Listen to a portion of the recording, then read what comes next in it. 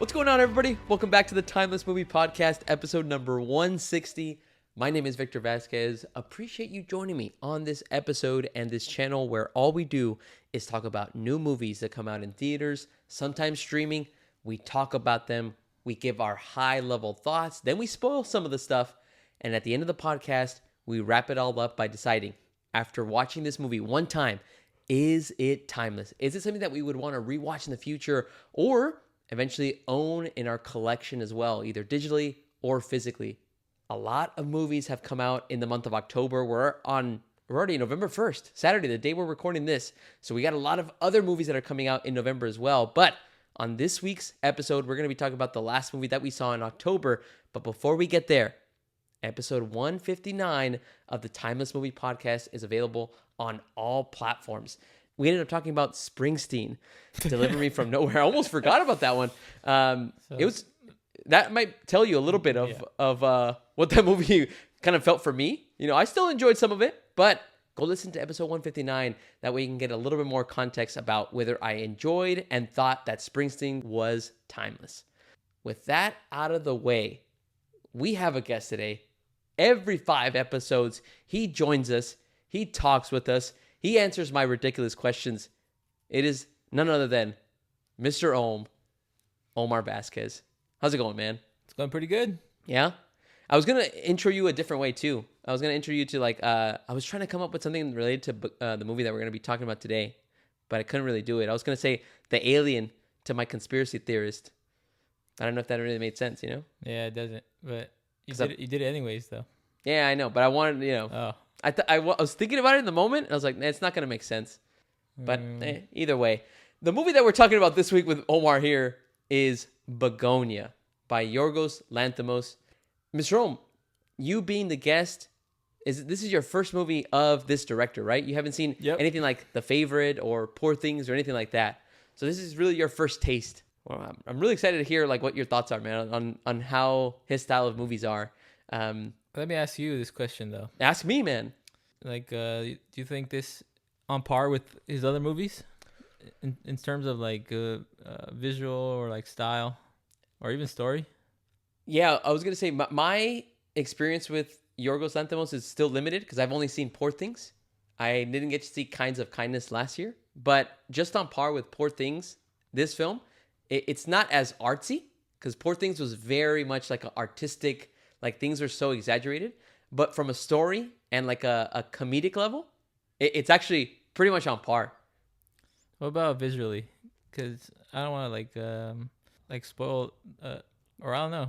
Are we starting this podcast already? Ooh, well, let me go through some of the high level thoughts. Are you recording already? And then, we're recording already. Yeah, but let me jump into the high level thoughts, and then we'll jump into some of our kind of deeper things of what we felt as well. Not that deep. Oh, it's not that deep. I'm just because I really like the movie visually. Yeah.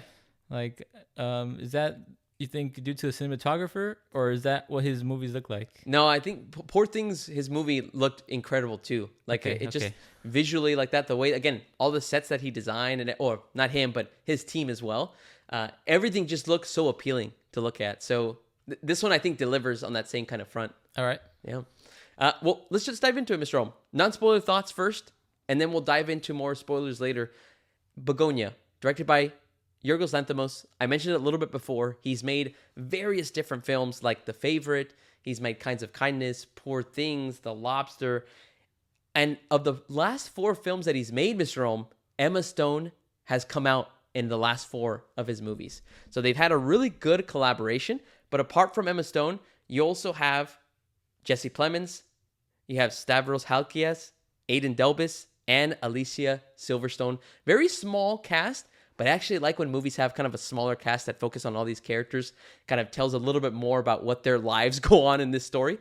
And I'm pretty sure one thing that you may have noticed with his films, Mr. Om, but another thing that I wanted to call out is that Yorgos always has this kind of very weird and kind of wacky style in a way. It almost kind of feels like out of the box and very, very different from other movies that maybe we've seen this year. And so that's kind of the thing that really attracts me to wanting to watch this movie. So to give everybody a good summary, an idea as to what this movie's about, very simple, and so I won't ramble on too much. BUGONIA essentially follows the story of 2 characters, Teddy and Donnie. Teddy is played by Jesse Plemons, and Donnie is played by Aiden Delbus. They're cousins, and they are conspiracy theorists, or at least Teddy is. And he's such a conspiracy theorist that he actually believes that there are aliens roaming the earth and that they are ruining the lives of humans. And so, because of all this suspicion, he believes that he now has been able to detect an alien who is a CEO at a specific company called Oxalith. And this CEO is named Michelle Fuller, and it's played by Emma Stone. And so Teddy ends up coming up with the plan to kidnap her and find out the answers that he has been looking for. That is essentially the movie, and you end up seeing everything unravel throughout the film. Mr. Rome, I usually always start off with the overall thoughts. I'm going to catch you off guard. I want you to start, man, and tell me, with your first film of Yorgos, what are your overall thoughts of Begonia? Why? Just want to switch it up, man.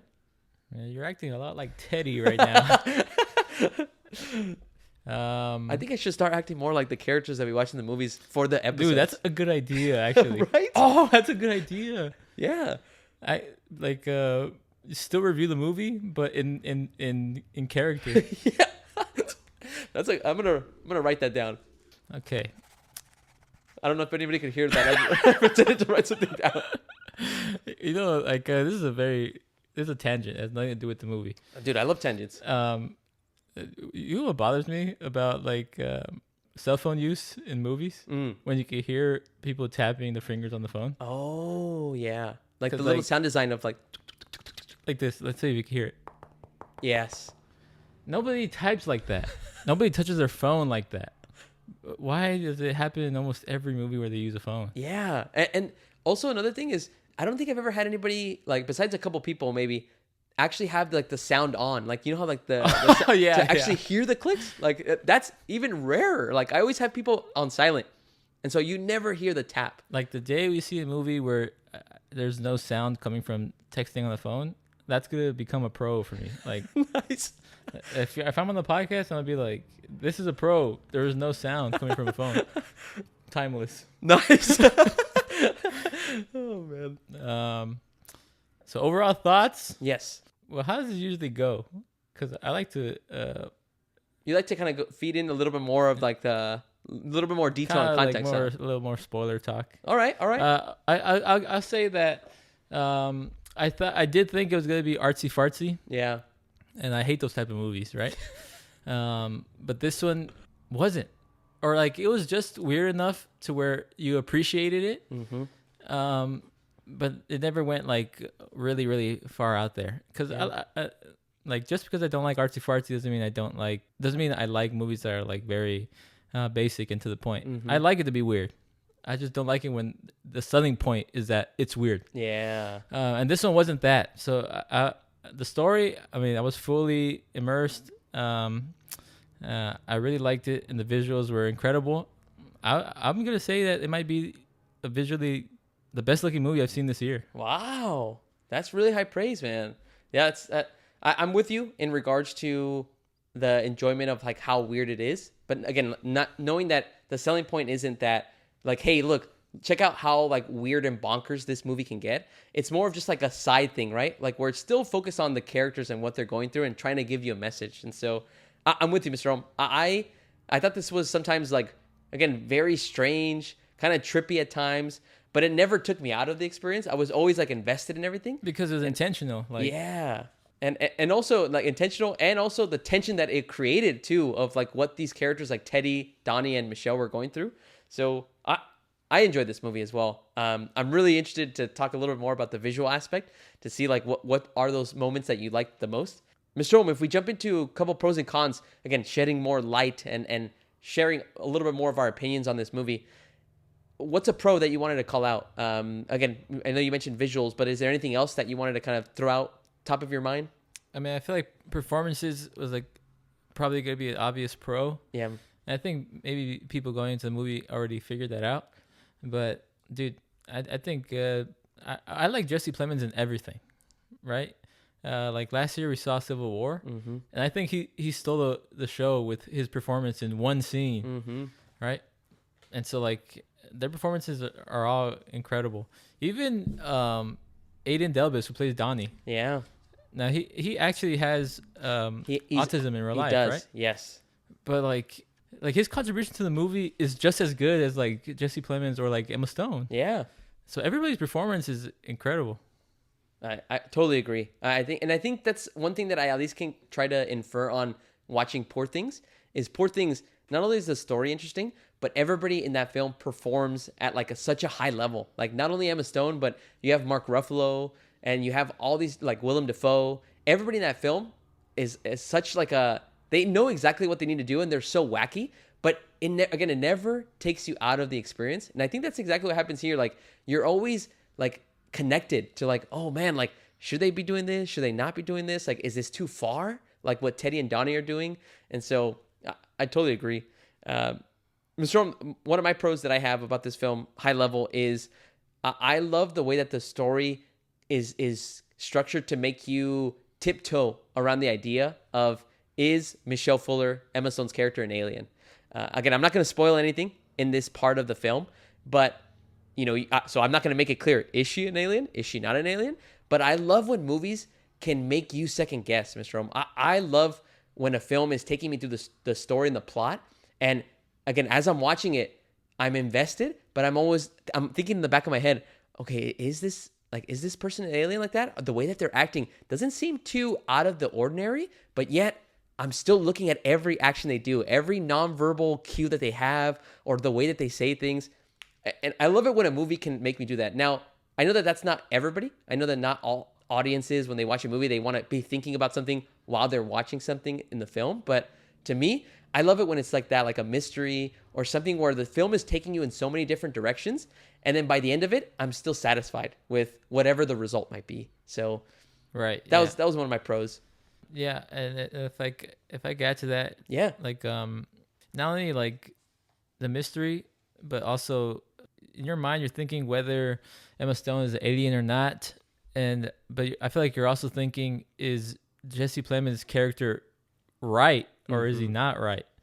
And it kind of becomes like a character analysis. Like this person who's like, it's a crazy conspiracy theorist, but it's like he's not really a bad guy. And he also has like a tragic backstory. And there's like all these other circumstances where it starts to make you question like yourself of like, if you were doubting this guy like right away, why are we doubting him? Is it because he's crazy? Is it because he looks poor? Is it because whatever? So it's like you're thinking two things. Like, is she an alien? But then they're also thinking, is he right? Is he wrong? And then your own biases come into play, right? Because like you mentioned, what clothes is he wearing? Like how he's acting, those start kind of giving you a little bit more of the color of his character. But as you see the story go on, you're like, oh man, like, well, I mean, he is right. Like you do want him to be right in certain cases, but sometimes it takes it too far. And Omar, that's actually a really good segue to my third pro, which is kind of how you broke it down. The character analysis of almost this film being like a cautionary tale, like the caution of, well, if you are some type of a person that obsesses over something, what are the dangers of you being right? What happens to the people around you, and where do you take them? And so that was how I interpreted the film. Is this is a cautionary tale not only for people that are obsessed with something in their life and where it takes them, and also a cautionary tale for humans in general of like how we're always kind of in a cycle of being against each other in some way. And like remind me of this later so we could talk about like spoilers, because like you wrote it down. Yeah, I got it. Where's your pen though? Don't worry about that. Right. Anybody listening doesn't know that I have a pen. Like it can also become like philosophical, where it's like you want the truth so bad, and like let's compare your life, like the truth and you act on it versus being ignorant, but then you're happy, you live your life happy. So like what's the better way of living? Searching for the truth, but it's like your life's miserable, or ignorance is bliss. Mm-hmm. Well said, man. We're definitely gonna put a pin on that so that we can talk about it in the spoiler section. Mr. Rome, apart from like the philosophical themes that you kind of see on that, any other pros that kind of call out to you about Begonia? I think I've said visual like 3 times already. So I'll just say a 4th time, the nice, visuals. Man. And specifically, like, if you remember, there are scenes where the camera's following a character, either like following them away from the like they're walking away, or them going towards the camera. Mm-hmm. Something about the way that, like the motion looks, it looks like so good. Mm-hmm. I noticed more of the forward ones whenever Jesse Plemons was riding the bike towards the camera or walking towards something, or even when Emma Stone's pulling out the driveway, mm-hmm. and the camera's following the car. For some reason, that looks like really good. Mm-hmm. Or like, I also noticed it when they're leaving. Like, remember when he's in the supermarket and like he's in the aisle, and it's kind of a boring scene if you describe it, but he walks away, and then like he's in like the canned soup aisle, but like as he walks away, for some reason it looks weird. It's weird. It like sucks you in. Yeah, like it's kind of like sucking you in. It's a weird effect, mm-hmm. but that's a pro. Yeah. No, I dig that, man. That's a great way to kind of describe it, and I think that's what makes it so effective when you're watching the movie. Mr. Rome, my final pro, I feel like I say this all the time in different movies that I obviously enjoy, but this one I wanted to kind of call out the music, Mm-hmm. the score, the score is by Jerskin Fendrix. He composed the film score, and I think he's composed some of the prior music for Yorgos's last films. What I wanted to call out, though, is that did you ever, at any point when you were listening to the score in certain scenes, did you ever get this feeling of like Danny Elfman, like Batman Yes. Returns sound? It was almost like heroic music. Yeah. For Jesse Plemons. Yeah. I can't remember what scene exactly. Like, and again, we'll probably talk about it later if I can remember in the spoiler section. But not only for Jesse Plemons, but also kind of like a very like super villain type of a sound for Emma Stone at the beginning. Whenever she was walking towards her building or to her office, it was very like bombastic, loud, but it almost felt like not like, I don't know if whimsical is the right word, but like it kind of felt like, again, Danny Elfman kind of a style where it just, you hear the orchestra, but it just all makes sense and it fits the story. Exactly. Like the music could fit like a Batman movie. Yeah. That's how it felt like, and that's a good thing for me because like it didn't feel out of place, Mm-hmm. or it kind of did, but I feel like that was the point. Exactly, especially with the story that you're seeing, like it didn't feel out of place to me. Like I feel like it connected so well. Yeah, that was a good call out. Mr. Ohm, apart from any other pros that you have, and maybe mentioning visuals a fifth time, any cons that you have for Begonia? Any cons? Nitpicks? Things that maybe you didn't enjoy as much? Nitpicks? Because I'm gonna be honest, I got nothing, and I'm showing you my little notes. I left a blank section. Yeah, like for I cons. left it blank right there. Yeah. Well, I always leave a space because maybe something will come to me later. But the more I thought about the movie, the more I just enjoyed the experience. I always like to make this very clear, though, to anybody listening. Again, broken record time. Just because I have no cons or nitpicks doesn't mean that the movie's perfect, though. There could always be elements of like, yeah, maybe like the first time I watched it, the energy of the movie just kind of really grabs my attention. And maybe a second time I could probably notice some different things or flaws. But always like to call it out. Just because I have no nitpicks and cons doesn't mean that this is a masterpiece in any way. But it could be. Never know. Wait till the spoiler section. I mean, like you want to be nitpicky. Sometimes I did feel like one or two scenes dragged on a little too much. Like I don't know. Sometimes like with dialogue, I feel like there's like a back and forth between characters. But like when I feel like the less is more. Like once there's like one or two back and forths, I feel like sometimes movies tend to repeat or like like the dialogue keeps going and going, but they're just repeating what's already been said. Mm-hmm. That's like super nitpicky, yeah? Yeah. Yeah, I don't have any cons. Yeah. Then let's go ahead and move on, man, to the next segment where we try to recommend to folks if they should watch it in theaters, wait for streaming, or maybe even skip it altogether. Mr. Rome, this is your first Yorgos Lanthimos film, so again, you haven't... Why are you trying to make this like a special occasion? I'm not making it a special occasion. Okay. I'm just making it very clear that, hey, this is your first one. All right, but you keep saying it's your first one. You could go first, something like that. Well, no, I'm just saying that this is your first one like that. I was actually going to go first before you rudely interrupted me. And so, but you did do it. But you did make me go first. Yeah, I wanted to switch it up. I wanted to catch you off guard. Because it was my first Yorgos movie. Yeah. You should have bought me a cake or something. Maybe next time for another new director. All right. Mr. I'll go first on this one. But in my opinion, I feel like this would be a great movie to watch in theaters. Only because, again, how wacky and how weird it is. Then I think this would be a great opportunity to kind of jump into one of these movies and just see how everything kind of unfolds. So that would be my opinion. I think this is a great watch to a theater right now. So if you have a theater local to you, Go check this one out. Ms. Rome, what about you? Any different opinions like that? Anything else that you're kind of thinking about of like when people should check this out or wait for streaming? I mean, I can see it as a streaming movie, Yeah. but it's also, I would really recommend it in the theater too. Yeah. Because I mean, it's really good. Like the story is compelling. Almost like the visuals can like, It's almost like get you. for the sixth time. Like the visuals are incredible. See it in the big screen. Why not? Love it. All right, man. Well, those are all of our non-spoiler thoughts for Begonia. If you do not want to be spoiled, please jump out of the video now, because from this point on, me and Omar are going to be talking about full spoilers of this film. So again, if you don't want to be spoiled of this movie, you haven't seen it, please jump out of the video now or the podcast, watch it at a local theater, and then come back, listen to our full thoughts on the spoiler side, and then in the comments, let us know, do you agree or disagree with what me and Omar have said?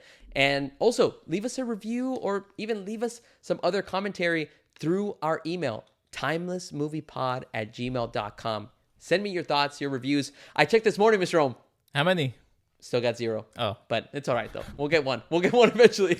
So hopefully that gave you guys enough time. Mr. Rome, let's dive right in, man. Spoiler territory for Begonia. We can start talking about all the different types of things. Was Michelle Fuller an alien? Was somebody else an alien? Who knows, man? Are we in spoiler talk already? We're spoiler talk right now, man. Mr. Rome, but before we start talking about a lot of that stuff, there's one question that we got to answer. Is Begonia timeless? Because you started off the overall thoughts, Mr. Rome. I want to start off the timeless discussion now. Whoa. Before that, though, because I want to talk about something before we talk about timeless. Okay. Or does that mess up your No, man. routine? Hey, man, we can freestyle this. Freestyle? Yeah, let's go with the flow. Okay. Because I think this is a big part, whether it's timeless or not, for me. Oh, okay. And it might be the elephant in the room. Mm-hmm. The ending. Okay. Okay. This is spoiler talk, right? Yeah, spoiler talk. She's an alien. She's an alien. What did you think about that? Because for me, my opinion's changed 3 or 4 times already. Really? When About the ending. in the theater, I thought the ending ruined the entire movie Oh, okay. because it was so. To me, it felt like out of left field. Oh, all right. All right. I feel like they showed too much. You would have been satisfied with just finding out that she's an alien, but not actually seeing her go on the ship, seeing the other aliens. Right. Or I was thinking about this yesterday. Like I feel like these are the 3 options that you could have gone with. She's not an alien. Mm-hmm. Second option, she is an alien, and they show what they showed in the movie. Mm-hmm. Third option, like Inception style. The question: is she an alien? Is she not an alien? Open to interpretation, right? One of the questions that I didn't write down, but I was actually going to ask you was, is she an alien? Really? Because here's my thought process, and I'm still going to answer your question. Okay. My thought process is that you could still interpret that maybe she isn't an alien, because I keep thinking to the fact that she was electrocuted at such a high voltage, which could mess up your brain if she was a human. All of the talk of her basically not being able to eat, do anything, all of the talk about alien could have still been in her head. And then when Jesse Plemons or his character Teddy explodes in the closet, she gets hit with the skull. So she could have a concussion, and she could be imagining things. So you think she's hallucinating everything? Exactly. Imagine going 3 or 4 days of just constantly being told that you're an alien, being electrocuted to a point of like you're almost dead, and then coming out of that, and for some reason now you like, again, you have the ability to talk about all these terms, you have all this kind of knowledge. And so again, I'm not saying that that's my interpretation, but I'm saying that I would not be surprised if people think that, you know what, you don't actually know. She could be just imagining this whole thing. You know, that never even crossed my mind. You might be right. I don't know if I'm she right or does, not. dude. No, like you might be. She does get hit in the head. She hasn't gone days without eating, without drinking water, and she got electrocuted. Dude, that makes sense. Like, because even like the calculator part, she was like faking it, but in her mind, maybe afterwards, like the calculator in the closet does work because like her, like it kind of makes sense, like how a hallucination or like a dream, like dreams supposedly like what happens in a dream is only things you've actually seen in real life. It's never anything made up. Dude, I never even thought about that. That's kind of how I left the movie of like, again, now, if you're telling me what is my interpretation, I think she is an alien.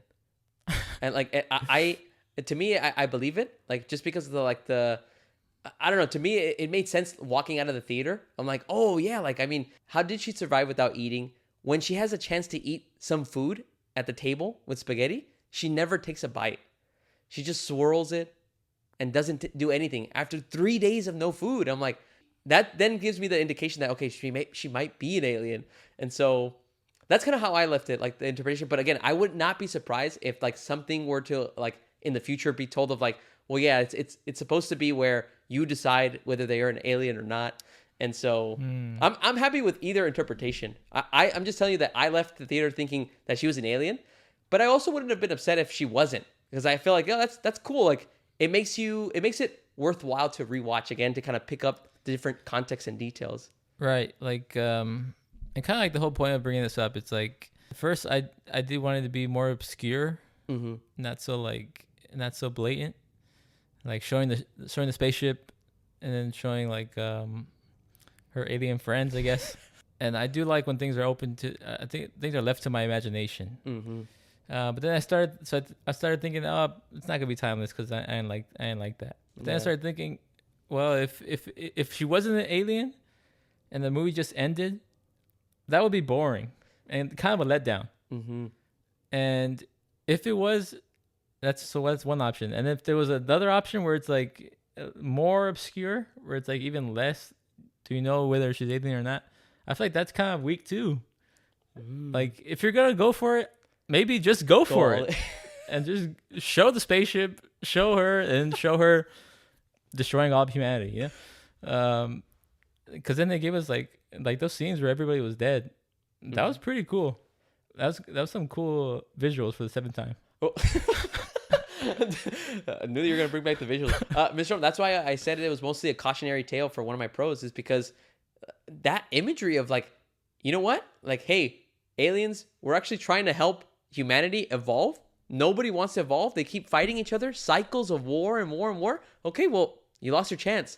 She pops a bubble and everybody's gone. I'm like, man, that's how I interpreted the message of it being so deep, of like, and that's why it kind of makes me feel like maybe we need this message like that. Maybe we need to open our minds and think like, hey, why are we always in constant battles, constant fights with each other? Yeah. And so that's what made me then lean into, you know what, maybe she is an alien.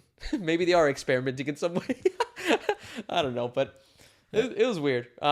Yeah, but it was weird, but I think at the end of the day, that just makes it more interesting if you want to rewatch it, you know. Yeah. Because there's like, I mean, even thinking now, I still don't know like what's true, what's not true. Like Jesse Plemons' mom, was she really being experimented on? Because if Michelle Fuller is an alien, then what she was telling him was true. But like, and then you would think, but why? Why would she be experimented? She's just in the coma. Yeah. Is that true? Is that not true? It's weird. It puts you in a very interesting position, because then you're like, but then why would Michelle have Teddy give her the antifreeze, like to take her out? Like what like why would he do that if she was an alien like that, if she was telling the truth, and if they wanted to experiment on her? Like, what's the point of taking her out altogether? Right, because she kind of just wanted Jesse to leave, or Teddy to leave, so she could escape. She can escape, but she didn't escape. She purposely stayed. I guess, or that's just like a long tangent, but just to say that, yes, it's timeless. Got it. Oh, you're supposed to go first. Yeah, I was supposed to go first. You stole my thunder. But no, I'm in agreement with Mr. Rome. And also, how you were going back and forth with the ending, I was going back and forth with whether I thought this movie was timeless. Me too. And I had options for both. Like, I was ready to say, like, if it wasn't timeless, I was ready to explain to you, like, oh, like, this may be some of the reasons why maybe it loses its appeal after watching it once.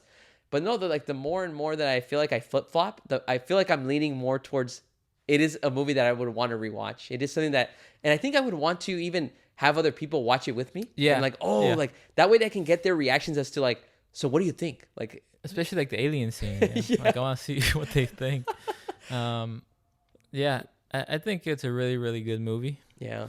And you know what helps? I really like when there's crazy characters. I feel like crazy characters like who Jesse Plemons played are always like so captivating. Mr. Rome, speaking of Jesse Plemons and the crazy characters, before we kind of get into like who we think is like maybe like the MVP or the performance, I wanted to bring back that point of the philosophical thing. Is like so were you like going back into Jesse Plemons' character of Teddy? Is that what you're referring to, of like him, like because of how obsessed he is, and eventually you find out that again, if Michelle is an alien, then he was right. He knew all along, but look what he did. He tortured people. He killed a couple of people. And the final scene, he got everybody on planet Earth killed basically.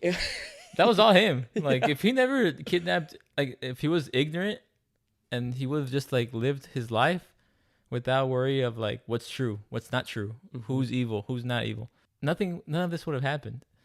But like he was in search, he was trying to save humanity, and look what that caused. So it's like that's like the question, like what do we do? What do we do, right? Do we want to find that like the truth? It's like politics. Like we know politics is like corrupt, but we can live ignorant and be happy, or we could try to find the truth but be miserable. We know one person that is gonna go for the truth all the time. Oh yeah, our mom. Our mom. She's basically Jesse Plemons. Oh man. Yeah, it was that's why again kind of leads back into one of the pros, but I think you articulated it even better of like how a lot of humans will be, right? Is like if you had the power to just take on and if you had the right resources to find the truth, would you go down that path, or would you go down the rabbit hole? Right. Even if it came to losing your family, losing loved ones, and like just putting everybody at harm. Like he put It's kind of like Matrix too.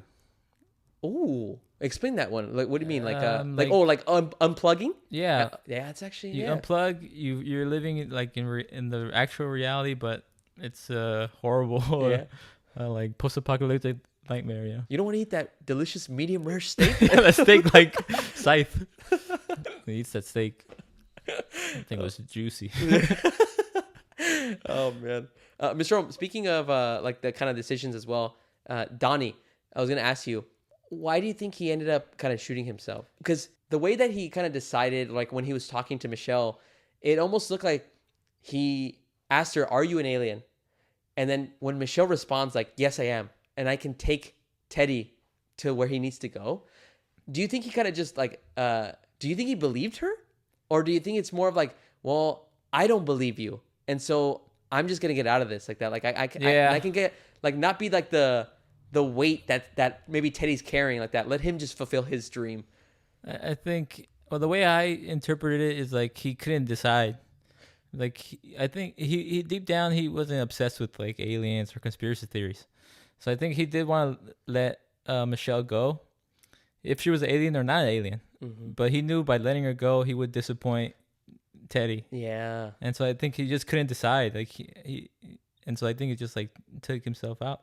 That was brutal. That was like such a sad moment, man. I was not expecting it, and I think I even like audibly I was like Jesus. I was like I couldn't believe it. Well, I mean but I think that's like it was intended for that reason. 'Cause that's like when the climax really started. It shifts into that other gear at that shifted. point. Great turn, and that kind of I'll talk about a little bit later of that turn as well. But Mr. Rome, bringing it all the way back. All right. You're talking about performances. You're talking about Teddy. We're talking about Michelle and Donnie. Who was your MVP, Mr. Rome? Who's that performance that just like stood out to you, or maybe it wasn't the performance? Maybe it's the cinematographer who's the MVP. The visuals of it, you know? Visuals. I have to give it to Jesse Plemons because like, dude, I just love him in every movie or show, and I think this is gonna be his like big break. Like this is like Cillian Murphy and Oppenheimer. Ooh. Like he's always been around, but now this is gonna be like superstardom. Yeah. I feel. I hope so too. Because like you mentioned, imagine the energy and the aura that he has in one scene in Civil War, and then now here he gets like the majority of the film to act like this again, this crazy and this obsessed character, and he just pulls it off. You never second guess like that. You're never thinking of anything else. You totally are like kind of scared and worried for him, but you're also like kind of rooting for him in a way of like, well, yeah, look at his backstory. Like you hope that he's right, but Yeah. oh man, Mr. Romo, I'm gonna go the other way just to be on the other side Just of you. to be contrarian. Contrarian. But I did write it down. My favorite performance is actually Emma Stone. I really love Jesse Plemons, but I thought Emma Stone was like just the fact that, again, me second guessing if she was an alien or not. Yeah. And because I would be so locked in at every word that she would say, all of her dialogue, because I wanted to see if she is an alien, where does she slip up? Is there going to be any moment where she kind of gives a little bit too much, where, oh, maybe she's too robotic, or maybe she's too out of this world, and something's going to come out. And every time, like whenever she would like come out and say something, and as the movie went on, and then I think when we were talking about it, the climax where everything turns and Donnie kills himself, and then she recites that whole history of what the aliens have done to Earth. Like, I don't know. You still couldn't tell there. Yeah, and even when they're at her office and she's doing the calculator, you don't know if she's playing around, if she's lying, because never at any point is she kind of looking around or nervous. She just knows that, like, yeah, I think this is what I'm supposed to do. Well, there is kind of, like you can't tell whether it's nervousness or she genuinely doesn't remember. That was so good. So yeah, you can't miss with like either Jesse Plemons or Emma Stone. They both killed it. Yeah. In this one, so great stuff. Mr. Rome, any other kind of favorite moment, favorite scene, anything that pops out of you that you wanted to call out about Begonia? I only have one, and I think you kind of alluded to it, which is just the climax. I think the third act of this movie is pretty crazy, like how everything kind of just shifts, like where it kind of leans into, and like you mentioned, even when it leans into making you think that Michelle is the alien, you're still in the back of your mind and like, I don't know if she is like that. Maybe she's just trying to get out of the situation. But everything from going to the office, him blowing up, I was not expecting that. And you know what I want to call that? Oh yeah, that scene is so good because it still manages to it can't convince you. Like you see, like I'm thinking she's not an alien. He goes in the closet. I'm like, oh, this is ridiculous. But then there's a huge light, and I'm like, what the hell is happening? It's like it's so good. Like this movie is like the entire movie is like on this like balancing. It's like a balancing act between never really straying either side. Like never straying to the alien side or the human side. But besides that, something I think we haven't mentioned is that the movie's pretty funny. Great call. I was gonna say, like, at least watching Poor Things, and I've noticed and I've heard other people talk about his other films, the comedic aspect is always some of the highlights of the movie, and too. It works. Like it's never out of place. Anytime, like when they were at the dinner table and like Donnie wanted to go to the restroom, it's like, hold on, Donnie, like that, just still having a conversation. Or like just like the character introductions for Donnie and Teddy, like it's funny to watch. So that's always gonna be a pro. Yeah. We're still doing pros. Yeah. Hey man, let's take it back, dude. What are your overall thoughts? Oh man, I love it. Mr. Short, anything else? Anything top of mind? No. I think this was a really good discussion, man. I like you bringing up the philosophical kind of dilemmas that we end up facing. Again, I think it's definitely like a cautionary tale, like embedded within it. I also think, you know what? I'm gonna keep going. How long are you gonna make this? Dude, let's keep going, dude. As long as we can, man. All right. No, this is the last thing I'll say. I also think that the idea of the alien concept, I think even that is like a tale of like what billionaires are here to us. If you think about it, billionaires have so many resources, so many things. They live different lives than us. So technically, if you were to look at it in that kind of a way, billionaires and people that are rich are aliens to the rest of us because they have so many different things that they can experience in their lives that sometimes we can't. And so the way that they were having that conversation at the dinner table when he was saying about like the medication that they gave to her mom and she's going into CEO mode, even then it's like, man, it's like the same. It's a different species, but you could look at it both ways. She's an alien or no, she's just like a billionaire that runs this a sketchy company like that of different types of medical things. But yeah, dude, that's a good call out. Yeah, because it's almost like Teddy's like he went to the extreme where it's like he's against this like unknown force, but he chops it up to being alien, where it could literally be just a rich CEO. Corporations. Or, It's the same thing. Mhm. Like there's there's no difference. I mean, I feel like that similarity is like intended. So many things, man. So many things that we can kind of pick and choose. And I'd love to keep going, but we'd be here all day. Yeah, let's not do that. Guys, what are all of your thoughts? Anybody that's listening out there, let us know. Did you enjoy Begonia? Did you enjoy all the wacky things, the funny moments, the very serious and philosophical aspects to it? Let us know if you agree or disagree with what me and Omar had to say. And also, answer the important question. Do you think this movie is timeless? All right, everybody. Appreciate you guys sticking with us and listening to our full thoughts on this film. Omar, always got to thank you, man. I appreciate you joining me and talking about this movie. This was a lot of fun, man. Hope you had a great time. Every 5. Let's go, man. I'm excited. 165. We still have the jam-packed month of November, which is going to have so many great movies. Mr. Ohm's #1 anticipated film, Wicked for Good, is coming out in a couple weeks. Woo! Maybe it's 165. Maybe not. Maybe not. Would Omar break his rule for his most anticipated movie? No. Emergency episode? No. We'll see. We'll ask him in a couple weeks as well. Anyways, this has been Omar and Victor Vasquez from the Timeless Movie Podcast. Make sure to check out next week's episode as we cover a new film and we decide after one viewing, is it timeless? All right, everybody. Have a great rest of your week, and I'll talk to you guys later.